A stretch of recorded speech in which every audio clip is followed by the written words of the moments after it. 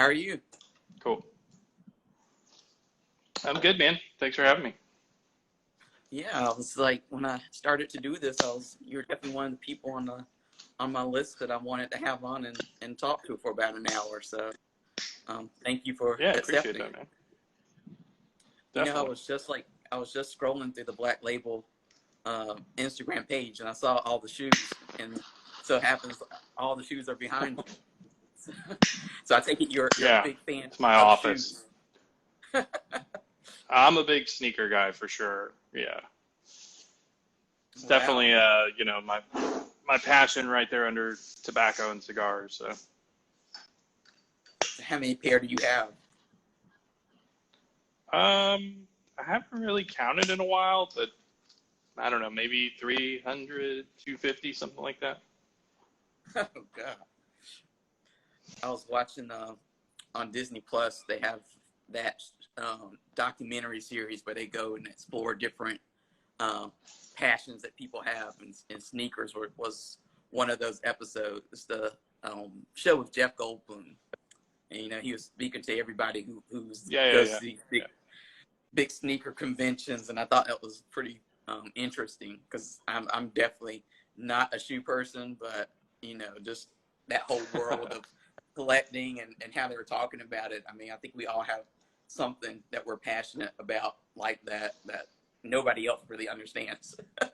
Yeah, But yeah, definitely. Yeah, everybody's really good. We just reopened the factory on Monday, so we've been, busy getting things back to normal over there. So yeah, everything here is pretty chill, pretty good. and all your workers are back, or are you doing a phase kind of opening? Didn't have a lot of people to begin with. I mean, we're fully staffed. We're about 50 people. Um, and we're pretty spread out. So yeah, we kind of moved some stuff around and rearranged it, but for the most part, yeah, everybody's back. Um, we're not back up to full production yet, just because, exports aren't really going yet and things like that. And things in the U.S. obviously haven't picked back up. So yeah, we're just kind of taking it slow and getting back in the groove. Cool. Well, what I wanted to do with Deep Cuts was kind of interview different people in the industry, kind of get their history and talk about how they got into cigars and how they've been building up their brand. So, like I said at the beginning, you were one of those people I wanted to talk to because I remember I met you all at my first IPCPR, which is IPCPR 2015 in New Orleans. And Hmm. I think you had just come out then and you had like this big debut. You had like a whole bunch of lines that kind of debuted at one time, if I recall correctly. And since then, I mean, you've continued to grow and you've added on, like you were just talking about, the factory and some other little brands like Blackwork Studios. So what made you want to get into cigars to begin with? My story is pretty different than most people. So, I mean, I had been a cigar smoker for a long time. And my wife and I have been, we've been living abroad for a while, and we owned a travel company that went all throughout Central America.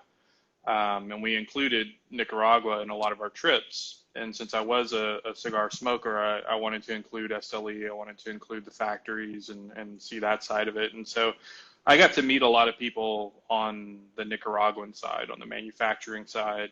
Um, and I didn't really know anybody when we started in the U.S. side of things. So I didn't have, friends in cigar groups. I didn't have connections to a retailer. I didn't know a sales rep. I didn't know anybody.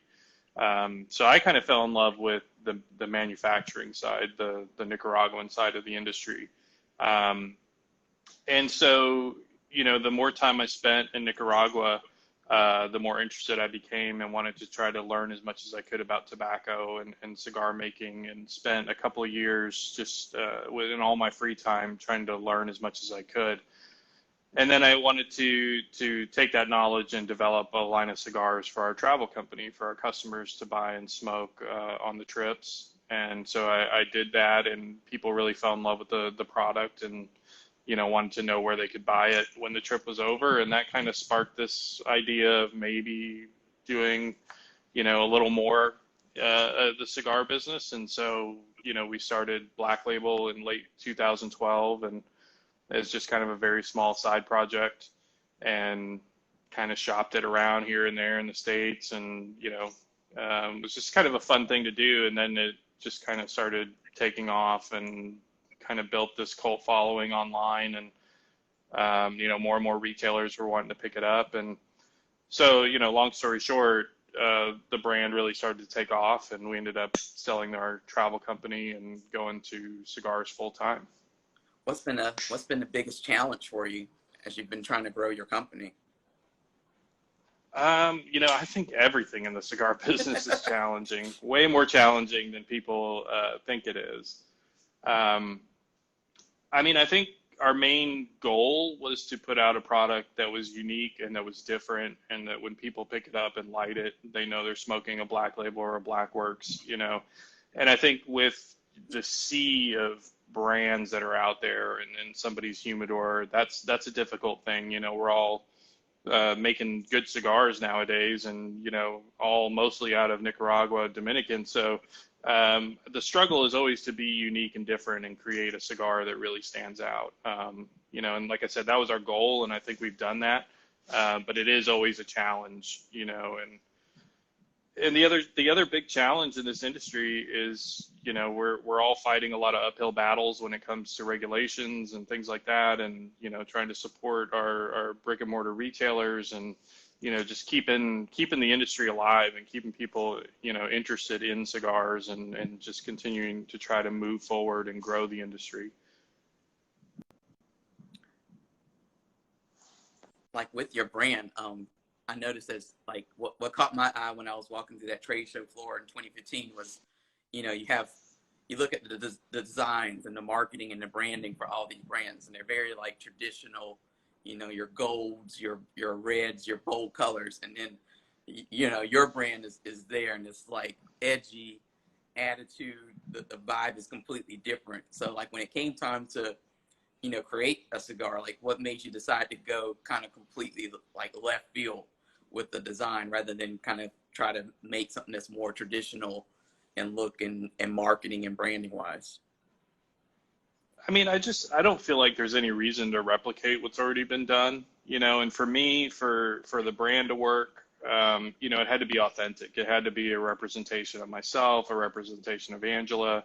It had to put ourselves into the product. And, as a consumer for a long time, I didn't really feel like walking through a humidor.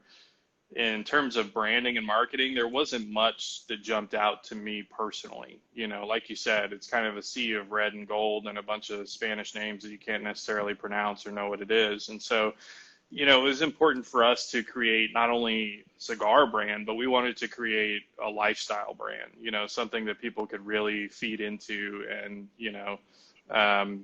that's kind of what sparked the whole idea with the Black Sheep thing, which, we have our awesome customer base, they all pride themselves on being the Black Sheep, because it really is more of it's more of a lifestyle brand, that's how we want it to come across. And when it comes in terms of like marketing and like you said, connecting with the consumers, like what's been your approach? Because I know like when I first started in the industry, everybody wanted to do like print advertising, and it was like, if you weren't in Cigar Aficionado, then it was a completely uphill battle from you from there. And then it's gradually been evolving, so now it's, people are doing web advertising, they're still doing some print advertising, they're taking marketing and advertising to their own hands with, thanks to social media. What's been your approach? What's worked for you and Angela? For us from the beginning, we've kind of just not done marketing, and we've taken a very grassroots approach with the brand and with everything that we've done. And, like I said, we were really fortunate early on that a lot of people latched onto the brand, and started, this kind of cult following on social media, which has been awesome and has really driven the brand for the last 7 years. But that's really what we go by is, it's more important for me to have a consumer out there posting my product and talking about it than, you know, me posting a picture of the product and trying to get somebody to buy it, you know. So we definitely rely on that, and it's been awesome to see the growth through social media. You know, and it's something where I couldn't imagine doing this, you know, 10, 12 years ago without social media. It's been such a huge part of it. But, you know, word of mouth is really the most effective form of marketing. Um, you know, and the more people we have out there that are, you know, smoking the product and posting the product, you know, that's really how it has grown and gets across to our new retailers as well. You know, most new retailers we have come to us saying, you know, I see your stuff everywhere. I see people smoking it. So, you know, I got to see what it's all about. So that's been the big thing for us in terms of marketing. And off of that subject, like, do reviews matter a lot to you? Like you said, retailers sometimes come to you. Like, where are they finding? Are they just finding you on social media, or are they looking at their customers, seeing what they're smoking, and then they kind of approach you from Yeah, that? Or is it, I think like you it's a said? mix of both. Yeah, I think it's a mix of both. You know, we have people posting stuff in, you know, literally hundreds of different cigar groups that different people are affiliated with and things like that. And reviews, I don't really, I don't really pay much attention. So I think the days of reviews have kind of come and gone. I don't know that there are that many consumers out there that place that much importance on them. You know, if you like the Mhm. cigar, you like the cigar.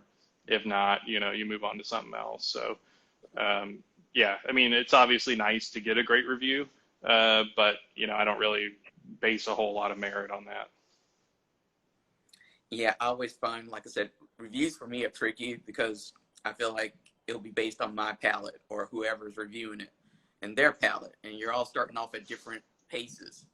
You know, something that I might like, you know, somebody who's been smoking for 2 decades or more might say that's like, you know, some nuance that I wouldn't even pick up on. So I always find reviews kind of tricky to navigate because I never know how to, like you said, how much merit can you put into it without knowing the complete Right. backstory, or even sometimes seeing the tasting notes, because some reviews, some websites and media people are really good about showing you their notes and what they thought about each area of the cigar, and then others are just like, here's a picture of the cigar, here's a wrapper binder filler, great, and that's supposed to be like the whole review. Right. And I don't feel like that's ever a real review at all. Yeah, and I feel like, you know, my background is from the wine industry, and, you know, similar thing there where reviews carry a lot of weight in the wine industry, you know. But I think to me the big difference is that in the wine industry, the people that are generating the reviews and doing the publications, these guys have devoted their life to it. You know what I mean? They've spent more time in wine growing regions and learning about, you know, grape varietals and all this stuff, you know, a lot of times just as much as a winemaker. Whereas, you know, when it comes to cigars, I personally haven't met the guy that spent, you know, a couple of years in SLE that I can put down 5 different tobaccos in front of him. He can smoke them blind and tell me exactly what they are. And, you know, and until I meet that guy, it's just kind of like, whatever, you know, you either like cigar or you don't, but you don't really have the education in tobacco to back up, you know, a review that should carry a lot of weight, you know. It's funny that you just mentioned the wine, because I've found, especially in the last couple of weeks of doing these talks with people, that there are so many people who come into the cigar industry having a wine background. So why do you think that is? You know, I think it kind of goes hand in hand. I think it's the same with spirits as well. You know, I mean, we all have our vices, but it's, you know, something that you kind of, I think if you spend a lot of time in those individual industries, you end up running into people that are into both. And it kind of, you know, that's what happened to me is, you know, I worked as a sommelier for a lot of years, and I ended up working at this restaurant in Tucson, Arizona, where, you know, I had been a casual cigar smoker kind of off and on, but the owner of the restaurant owned a chain of cigar stores as well. And so through wine, I met him and spent a lot of time with him, who, you know, kind of transitioned me into cigars as a more serious, you know, passion, and really opened my eyes to what cigars could be. So I think there's just a lot of transition between those same types of industries, you know. When it came time to create that first Black Label Trading Company cigar? What what were you hoping to achieve? Like, what was your process like? I just really wanted to make a cigar that I liked, something that I wanted to smoke every day. And at that time I was really focused on kind of highlighting the boldness, the richness of Nicaraguan tobacco. I wanted a very bold, kind of in your face cigar. And so the first cigar that I did on my own ended up being the Last Rites. So that cigar has always been really special to me because that was kind of the cigar that I created for my personal palate at that time of trying to, figure out exactly what Black Label was going to be. So that was kind of the starting point, was that cigar. And then how many like test blends did you go through before you finally got to that final blend that you're like, this is it, this is what I'm looking for? Quite a few. Yeah, I mean, I would say pretty much every cigar that we've put out for production over the years, a lot goes into it. So, numerous test blends, and then those get tweaked and changed over time, once they've spent time in the aging room. We come back to everything, 3 months later, 4 months later to see what it is. And, then it's a matter of, okay, cool, we're moving forward with it. Or it's kind of, okay, we need to tweak this, tweak that. And then it's, starting that whole process over again. So it just depends on the cigar. But I mean, on average, I would say minimum 6 to 8 months to really hammer out a blend to exactly what we want it to be, before it goes into production. And what would you say is like the best selling or the most popular Black Label cigar right now? In Black Label, out of our core line, which are the 5 lines that we have on the shelves of the stores, all day, every day, Last Rites is definitely the number one. And once again, it's kind of the bigger, bolder, darker flavor profile of what we do in the core line. With the Blackworks Studio stuff, it's kind of always up and down between Green Hornet and Killer Bee. So those are kind of on par, but both of those are hugely popular. And then when it comes to our limited stuff, it would have to be the Bishop's Blend. So the Bishop's Blend, which comes out every year. I'm smoking the new 2020 now.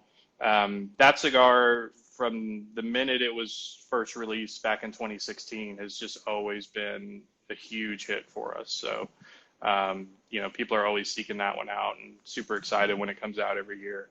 And it's a great cigar. I mean, I think it's a cigar that I definitely couldn't have made, 7 years ago when we started. It's kind of an example of everything I learned over time. So, rightly so that it is one of our most popular. I'm really proud of it. And you just mentioned like Black Work Studio, and I don't think a lot of people know the difference between Black Work Studio and Black Label. So what is Black Work Studio? How did it come about? How does it kind of fit into the whole Black Label Trading Company kind of scheme? Yeah, so the idea behind it was basically, like I said, we started Black Label in late 2012, early 2013. We started getting out there. The idea with Black Label was, yes, it was going to be different. Yes, it was going to be edgy. But we also wanted to have a very wide variety in our portfolio in terms of people's, smoking preference. So we have a lot of different wrappers. We have a lot of different profiles going on with Black Label. And, for lack of a better term, I would say out of the two brands, it's going to be the more mainstream of what we do.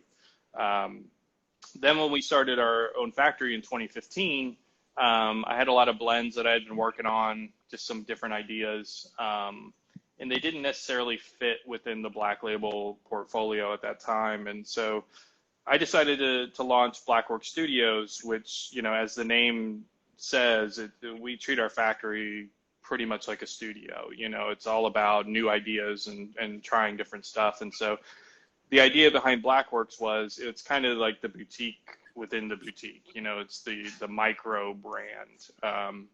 And so we wanted to do cigars that were more geared towards, cigar enthusiasts, cigar nerds. So very limited numbers of Vitolas on the stuff that we do, and they're all going to be in the smaller Vitola range, which I personally like a lot. And then we wanted to create cigars that highlighted the artisanal qualities of cigar making, of what our rollers could do, what our factory could do. And then we came up with unique ideas like the Killer Bee and the Green Hornet, with the linear caps and things like that. So it's all very small batch. All Blackworks is done in 100-box batches. It's not limited, but when it's available, it's available. When it's not, it's not. We don't rush anything, and we take our time with it. And it's a much slower process making those cigars. So that's kind of the difference between the two.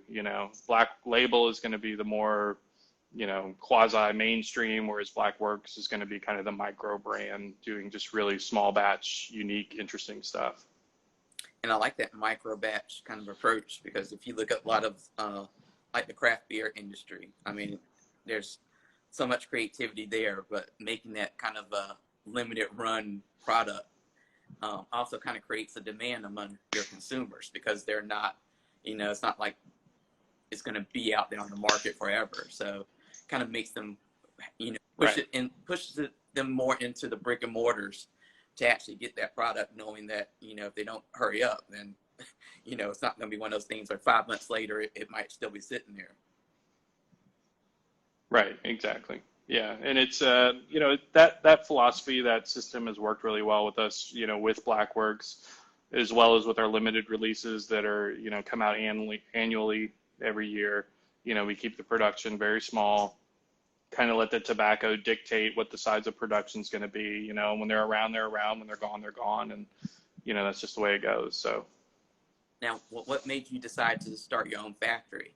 Because I found it interesting, because it seems like a lot of the boutique companies kind of come across this idea like we'll be better off starting our own factory rather than relying on somebody else. But it's definitely not Yeah, like I a mean, I think easy it's undertaking. I would take it. It's not like a easy like, oh, let's just start our own factory. no, I mean, as hard as running a cigar brand is, running a factory is going to be 100 times more difficult. But we did it for two reasons. One reason was when we started, we were working with another factory. We were not happy with the product that was coming out. We had made arrangements to procure our own tobacco, use only a certain group of rollers, all of these things to make sure that the product was what it was supposed to be. And so several issues later, we actually ended up getting in a huge shipment of cigars that we literally had to throw away. So at that point, we were like, and it was a lot of money, and we were still a very, very small brand at that time. And you're looking at this amount of money that we're losing. And so at that point, it was like, look, either we're done or we're all in. So these are the two options, if we move forward, then we really have to do it ourselves. Because of that reason, the secondary reason is, I don't feel like I would never be able to be as creative as I am in our own factory. To be able to put out the product we want to put out and to control every single aspect of the process is the most important thing, and for us, people ask me all the time, like, what makes your brand different? And that's the number one thing. That's what makes us different, is that we own our process. We live here. We're there, full time. This is what we do, is make cigars, and then I think in a lot of ways around that, we're very different than most brands our size on the market. And earlier you referred to yourself as a boutique brand. And I always have troubles with that label, because we, in the magazine world, we sit around and say, what makes somebody boutique? Is it how many cigars they make a year? Is it the size? Is it the fact that they're not one of the big 4 or 5 companies, in the industry? So how do you define boutique? I define it by what we do. I mean, here's the thing is, there's a difference between, owning your brand and owning your product. We own our product. We own the factory. We own the tobacco. We know exactly what's going in, what's going on a day-to-day basis, and we know why our product is different. I can tell you exactly why our product is different. I can tell you exactly what tobacco is being used in there because I buy it. You know what I mean? Like, So I think that's the thing is there's brands out there that their product is manufactured in a very large factory right next to mass produced cigars, and there's not a whole lot that differentiates that product into being a boutique other than the brand calls themselves a boutique. Whereas I feel like our situation is much different, because we do own our process. And, I think that's the big difference is, it's not how many cigars you make, it's the quality of cigars you make. Do you think boutique brands get the credit that they deserve in the industry, or you think they kind of get overlooked or kind of lost in the shuffle sometimes? Um, I think it's changing a lot, I mean, I think in the industry right now, when it comes to brands like ours, brands our size, we're all fighting for literally like a percent of cigar consumers because the big bulk, the 99% of cigar consumers still to this day are, the guy that walks in that's been smoking the same cigar for 20 years and, he buys a box every 2 weeks or whatever it is. And he doesn't really follow the industry. He doesn't care about the industry. He just smokes cigars, So I think you have those guys that make up a huge majority of the cigar industry, and then you have everybody else, whereas you have consumers that do follow the industry, they follow social media, they know what's happening in the cigar world, they know what new brands are, new releases. And although that is a very, very small percent right now, I think it's definitely growing. You mentioned craft beer earlier. I think there's definitely a correlation there where, 10 years ago, Budweiser never thought they would lose 30% of a cold case to microbrews. Whereas, same thing. A lot of these big guys in the cigar industry never thought they'd lose 30% of a humidor to small brands, but it's happening, And I think the more consumers become educated about cigars, educated about tobacco, the more they want to know what they're smoking and where it comes from and who's making it and all those details that really kind of paint the picture and tell the story of the product. And that's what these guys are into. And, these are the younger guys and they're definitely coming on strong and they're seeing more and more and more of it. And so, I would say in the next few years, you're definitely going to see a huge increase in those types of consumers, which is great for brands like ours. And for brands, I mean, do you think it's important to kind of have a face for the brand, like you said, somebody that they can actually relate to? Or are you more for the approach where you just have a product and all the focus is on that product?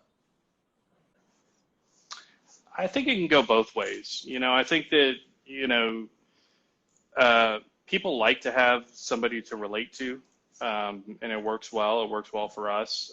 But, even outside of myself, that's what I was saying kind of about the lifestyle thing. Like I want each cigar to have its own kind of identity. I want it to tell its own story, have its own imagery. And I think that's really what people kind of relate to. And they see something that sparks their interest, they smoke it, they like it, and it kind of works all together.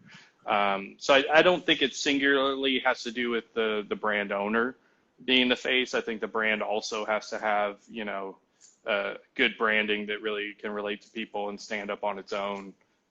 So it's kind of a mix of the two. And how has the industry kind of changed since when you first got into it to today? Because I know you said consumers are basically becoming a lot more savvy and invested in their brands and knowing more about the tobaccos and the history of the brands and the stories behind the brands. So how else has the industry kind of changed? It's changed quite a bit. I mean, like I said, it's been 7 years, and I mean, we've seen a lot of people come and go. And it's thankfully becoming a bit more friendly to smaller size brands. Not to use the word boutique, but just smaller size brands. Retailers have seen a lot of other retailers be successful with it, and they're more willing to try it. But when we started 7 years ago, I mean, it was so much tougher, trying to convince somebody to try something that they've never heard of, to, pull product from a known kind of staple brand to try something new and different and from a small company. So I think the big thing is that, the guys that weren't serious about it have kind of gone away. And the people that were, into it and living it and doing their thing, they're all still here, and they've shown that boutiques can sustain. These brands are going to be around. We can keep kind of quieted a lot of those fears that retailers had early on. And so I think we're definitely going to hopefully continue to see that change.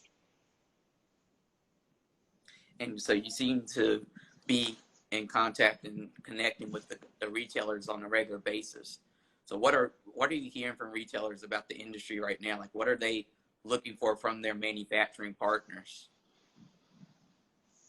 I think a huge thing is being able to rely on the product, having the product there when they need it.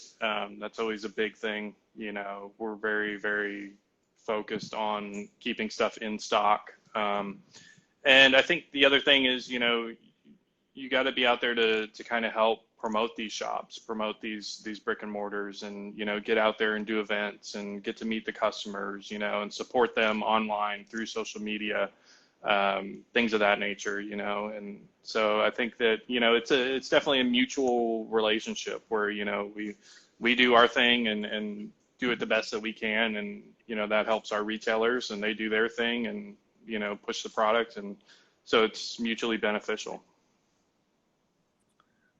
Yesterday I was speaking to another kind of smaller company, boutique company, Crutz Cigars, so Jeff from Crutz, and we were talking about scaling, because he was saying, the biggest problem was for him initially was, I think, figuring out how to scale and how to keep things manageable so that he doesn't like get into so many shops that he can't keep up with the demand.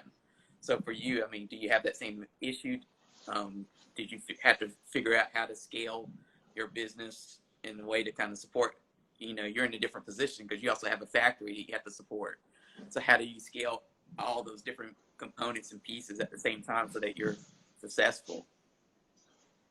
Yeah, I mean, it kind of goes hand in hand. I mean, with the brands, we've always, from the beginning, been very cautious of trying to grow too fast. Obviously you want the growth, but you want to be able to maintain it, and sustain the accounts that you have. So yeah, that's always something that is in the back of our head even today. I mean, we're constantly looking at, what new accounts are we going to bring in? What does the account look like? I mean, it's great to get shops that want to order, however many hundred of boxes at a time, but is that the route we want to go at this time? Is it going to cause problems with other things? So that's always something that we're focused on. And it is a slow, kind of gradual process, because you want to be able to keep up. You want to keep everybody happy, and you don't want to, put more stuff over here and then not have product for this person. So we definitely try to keep up with that. The other side, on the manufacturing side, is with a brand like ours, we know what our plateau is. So from a manufacturing standpoint, there's only so much of the tobacco that we use for our product, and at some point in the very near future, we're going to hit our plateau.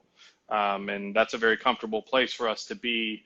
But, at that point, you have to decide, do you keep the product the same, or does quality go down to create more product? But every manufacturer has to kind of make that decision at some point, and we know when that is. And like I said, it's a comfortable spot for us, so we don't ever have to try to go above that. But so we try to work with the brands and the factory in conjunction to keep things exactly where we want them for this year.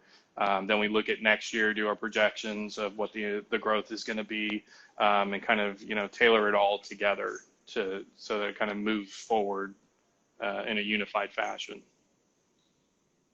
And one of the questions I always like to ask entrepreneurs like you is, if you had to go back, or if you could go back to the version of you that first started this whole venture, like what one lesson would you kind of bestow on your younger self about what you've learned over the past couple of years? Yeah, I would say the one lesson that I learned is, and I think it's a good one, and I think that, people should kind of, live on the edge a little bit more. For me, ignorance is bliss. Like I said, when we started, we knew nothing about the cigar industry. So, I mean, I would just say that, just go for it. And, it's never going to be what you planned it out to be. It's never going to cost what you think it's going to cost. It's always going to be way more headache and cost way more than you could ever imagine. But, at the end of the day, it's worth it. Where do you hope to kind of take Black Label? Are you one of those people who have like a 5-year plan, or you just kind of, you go with the flow, see where it happens? You have a 10-year plan? Uh, yeah, I mean, we did have a lot of plans until the FDA thing and all that. Right. So with that kind of weird limbo going on, it's really tough to even talk about a year from now or 2 years from now. But I mean, kind of our goal has always been to, create a brand that is out there that, for lack of a better term, we want Black Label to be more of a staple boutique brand. I don't think there's any reason for us not to be in somebody's humidor. I think we offer a really unique product and a really unique brand that should definitely be represented in people's stores. And so that's kind of our goal, is to just continue to grow it and, have it available for everybody, no matter where they are in the country. Now, am I right in thinking that you do the artwork for your brand as well? Yes, I do all the artwork. So you have like hands like everywhere. You're one of like, yeah, it's because I know that there's some, when you read the books about business, there's some people who say you need to kind of like let go of certain areas, but you seem to like to have, like I said, the hand in like every area, so that to keep, like you said, the control of the quality. Yeah, I mean, for me, I think my most important role in this company is being here in Nicaragua. And for me, at heart, I'm a cigar maker. The brands are great. I love the brands, but at the end of the day, I just want to be creative and make cigars. And what comes with that is kind of the development of the identity of the cigar. What's it going to be called? What's the imagery going to be? So for me, all of that goes hand in hand. And so I really enjoy that. That's probably my favorite thing about what I do, is to be able to, create a product with its own identity and get it out there and get people to try it and smoke it and relate to it. And, thankfully people really enjoy the imagery and the branding. And, so that to me is my most important role. And then the other side of that is, the US side, where, I am out there on the road and doing events and meeting people in the trade show and all that sort of business side of it. So how has this latest situation, the coronavirus, kind of affected you and your marketing plans or your travel plans? Because I know it was unexpected for many of us. So many of us have been under stay-at-home orders. Like you've experienced, you've had to kind of put a pause on your business just for a little while, just to kind of let things smooth out. So how has it affected you personally?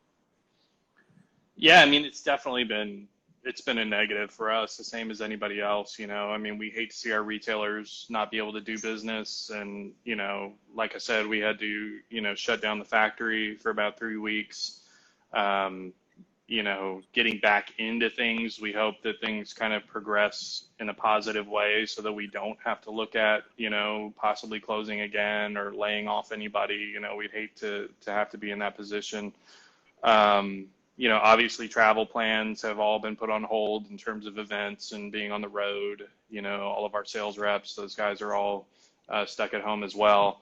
The other thing is the trade show is a huge question mark. We haven't really, figured out what exactly is going on with that.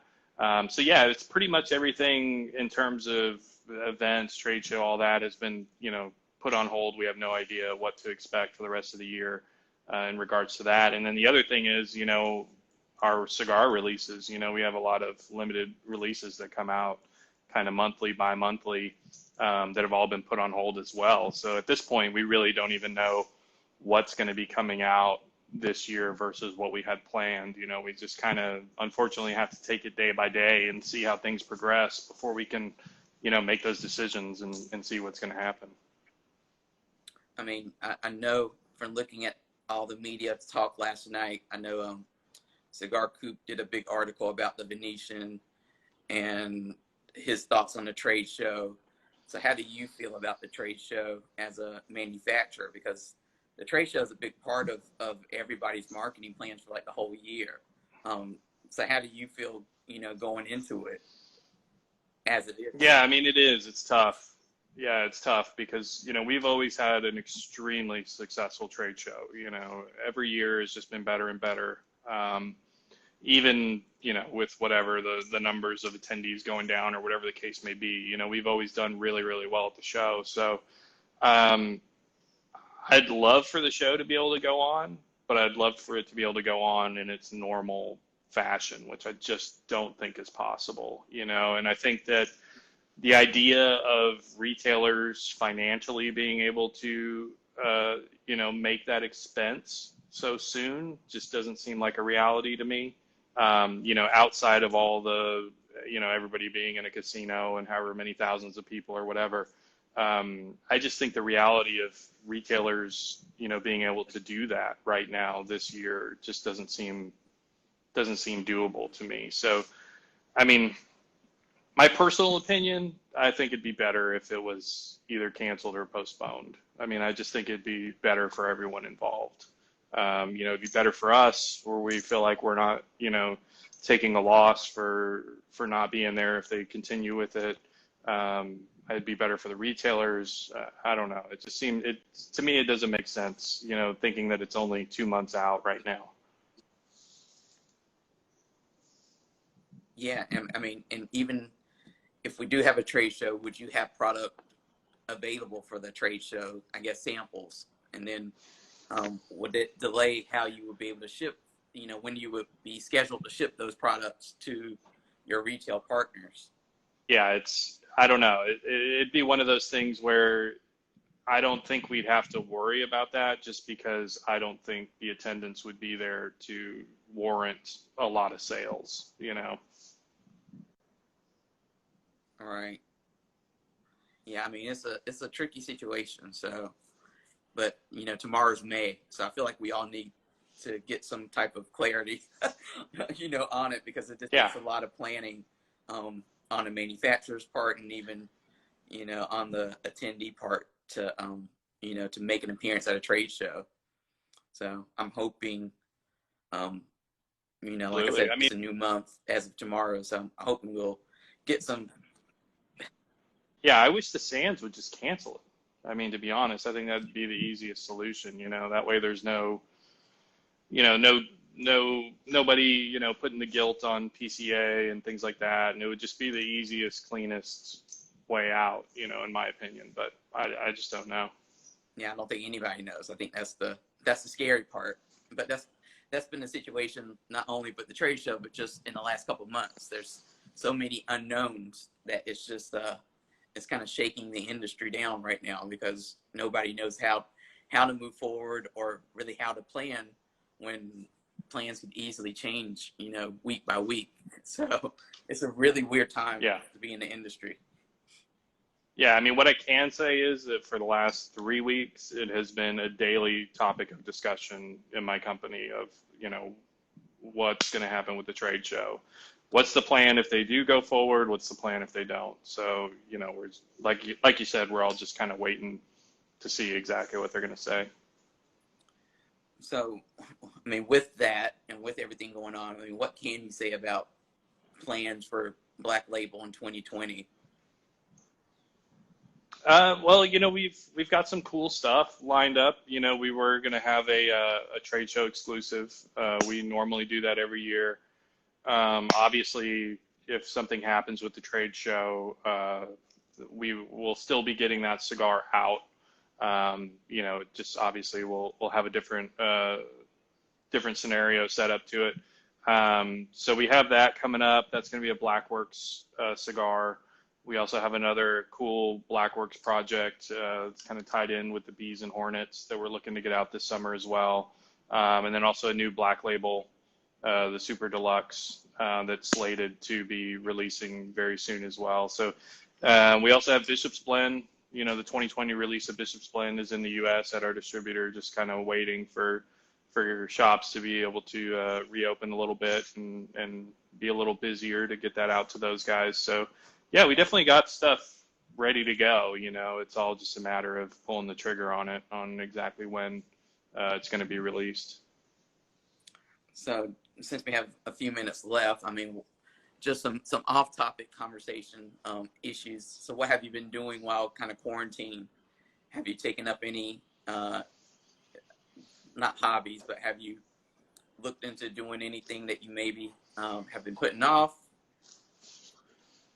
I mean, nothing outside the norm. I mean, our life is pretty chill. I mean, we're in San Juan del Sur, which is in the south of Nicaragua, so it's a pretty sleepy little beach town, which is even more sleepy now that shops and restaurants and all that are closed. So, I mean, we've really just been kind of chilling. I've been working on a lot of back end stuff, with the new products that are coming out. So finalizing artwork, labels and boxes, things like that.